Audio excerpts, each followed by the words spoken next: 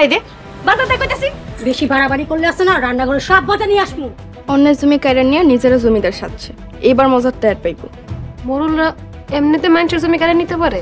আমাদের সবকিছু এই গ্রামের মোড়লরা দখল করে নিয়েছিল। মোরলরা কি জন্মগতভাবে জালিমা ছিল নাকি? তোমরা জমির লিগা বিক্ষোভ শুরু করে দাও। আজ জমি দিব, নয়তো ডিসিশন নিয়া মোরল বাড়ি চালায় দিব। আব্বা, আম্মা, রিমা, আরে দেখো কে আইছে। এইটা আমাকে গরিব খারাপ। নিজেকে কখনোই গরিব বলবেন না, যার হাত পা আছে সে কোনোদিনও গরিব হয় না। তাও ঠিক কইছে। আসসালামু আলাইকুম। ওয়ালাইকুম আসসালাম। আসসালামু আলাইকুম। কেমন আছেন? জি আলহামদুলিল্লাহ ভালো আছি। সোহাগ উনি? আব্বা, উনি আরিফ সাহেব, ঢাকা থেকে আইছে। ও জি, আর বসেন। না না সমস্যা নেই, আমি এখানেই বসতে পারবো। বোমা, ওনাকে বসার জন্য একটা চেয়ার এনে দাও। আপনারা বসেন। রিমা, তুমি আমার লাগে।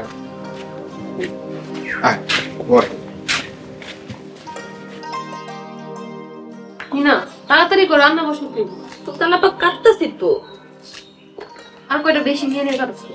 কাটতাছি দাঁড়া। মিনা, কি করতেছো তুমি? দেখো না রান্না বসাইতাছি।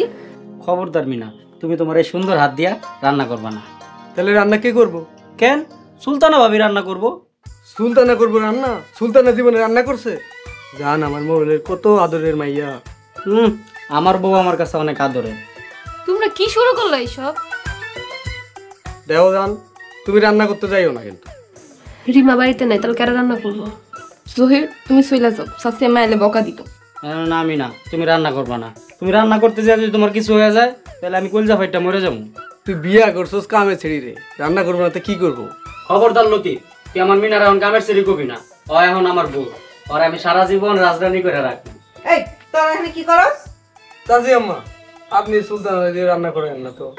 চাচি আম্মা, দরকার হয় আমি সব কাম করে দিতেছি, তাও আমার মিনারে দিয়ে আপনার কাম করায়।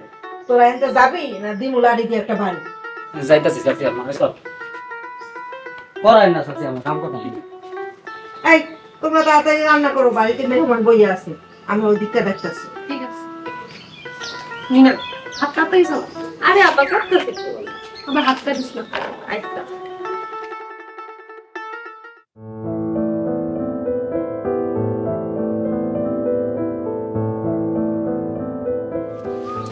তুমি আমারে কই নিয়ে যাবে? ছোট মলকে ফোনে কথা হয়েছে, ছোট মলকে দেখা করবো। এখন দেখা করনি কি দরকার? এবার যা করবা বুঝে শুনে করবা। আমি বুঝতাছি না, এখানে তো বোঝার কি আছে? তুমি দেখতেছো না, তুমি যার জমি কিনতেছো তারই মেরে ফেলাইতেছে। হ, এইটা অবশ্য তুমি ঠিক কইছো। এবার আরিফ সাহেব যেন না মারতে পারে ওই ব্যবস্থা করতে। রিমাইসস সুরাম্মা, আওলাদের বলা আরিফ আছে। আচ্ছা এটা তো খুব ভালো কথা। আরিফ কইলো এখন নাকি 150 বিঘা জমি মোড়লরা দখল করে রাখাইতেছে। আরে মোরলরা জানার আগে কিনা ফেলাও। এত টাকা আমি কই পাবো? আমি তোমার কিছু টাকা হেল্প করবো না। তুমি সাহায্য করবে ছোট আম্মা? তুই হইলে আমার মাইয়া, তোরে দিমু না তো কারে দিমু ক? তাছাড়া মোরল করে পথে বসাইয়া সারা জীবনের প্রতিশোধ নেব। আপনি খালি মোড়ল করে চাপের মধ্যে রাখেন, আমি বাকি কামগুলা সাই রাখবো। আচ্ছা ঠিক আছে, তাহলে জামাই এই কথাই রইল, আমি এখন যাই। ঠিক আছে ছোট আম্মা, ওই বাড়িতে কি হয় না হয় আমাকে জানাও। কোনো সমস্যা নেই, সব খবর জানাবো। গেলাম।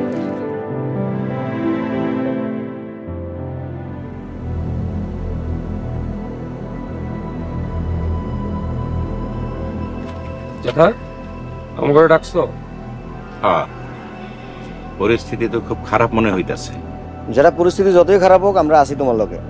রিমার জামাই বাড়িতে ঢাকা থেকে আসছে, ওই খবরটা লইতে পারবি? কিন্তু যেটা আমরা তো কেউ রিমার বাড়িতে যাই না। যাস না তাতে কি হয়েছে? কারো দিয়া খোঁজটান। সালাম মিজানটা পাঠাও। হ্যাঁ, সালাম মিজানটা তো পাঠাইছি। তাইলে ওরাই খোঁজ নিয়ে আইবো। শুধু সালাম মিজানের উপরে ভরসা করা ঠিক হইব? সালাম মিজানরে যে রিমা জামাইরে মারার দায়িত্ব দিছিলা, তারা কতদূর কি করছে? হ্যাঁ ভাইজান, রিমার জামাইরে মায়েরা ফেলে একবারে ঝামেলা শেষ হয়ে যাবে। ওই ছোট লোকের বাচ্চারা তো বাড়ে ফেলাইতে পারতেছি না। আচ্ছা ঠিক আছে, এখন মাথা ঠান্ডা করো।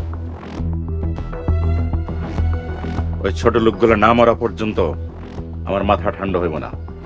আমার ভিতরে আগুন জ্বলতেছে, ধাউ ধাউ করে আগুন জ্বলতেছে, প্রতিশোধের আগুন। ওই সাদেকের জমি দখল করা। এই যে এই দলিলটাতে হচ্ছে 26 বিঘা, এইটাতে 52 বিঘা, এইটাতে 77 বিঘা জমি। সবগুলোই হচ্ছে মোড়লরা দখল করে নিয়েছে, যার মানে এত জমি মোড়লটা কেমনে নিল? সে এক বিরাট ইতিহাস। আমরা ওই ইতিহাস জানতে চাই।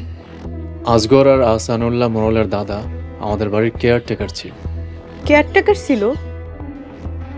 হ্যাঁ, আমার দাদাজান ঢাকাতেই থাকতেন, মাঝে মধ্যে গ্রামে আসতেন। একদিন আসগর মোড়লের দাদা গ্রামের সবজি নিয়ে ঢাকায় গেল। তারপর সবজি কাটার চাকু দিয়ে আমার দাদাজানকে খুন করে।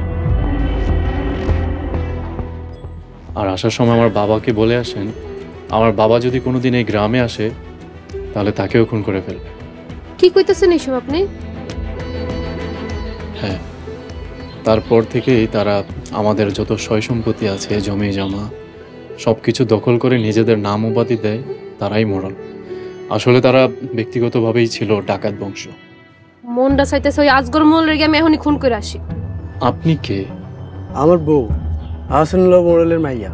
তুমি আহসানুল্লাহ মোড়লের মেয়েকে বিয়ে করেছো? এই যে মোড়লের আরেকজন মেয়ে আমার পুত্রবধূ। এ কি করে সম্ভব? ওরা মোড়ল বাড়ির মেয়ে হইলেও ওরা দুজনে অনেক ভালো। আরিফ সাহেব, আপনি কি জমিগুলো বিক্রি করতে চান? হ্যাঁ, আমি বিক্রি করতে চাচ্ছি। আপনার জমিগুলো যদি আমি কিনি তাহলে কত দাম নেবেন? আমার যত সয় সম্পত্তি আছে তার 4 ভাগের 1 ভাগ পেলেই আমি খুশি, কারণ আমি চাই এই মোড়লদের পতন। আপনার সব জমি আমি 50 লাখ টাকা দিতে পারবো। আলহামদুলিল্লাহ, তাতেই চলবে আমার। আলহামদুলিল্লাহ। আজকে তাহলে আমরা উকিল ম্যাডামের লগে কথা কব। সামনে আমার অনেক বড় যুদ্ধ। কাগজপত্রগুলো আমার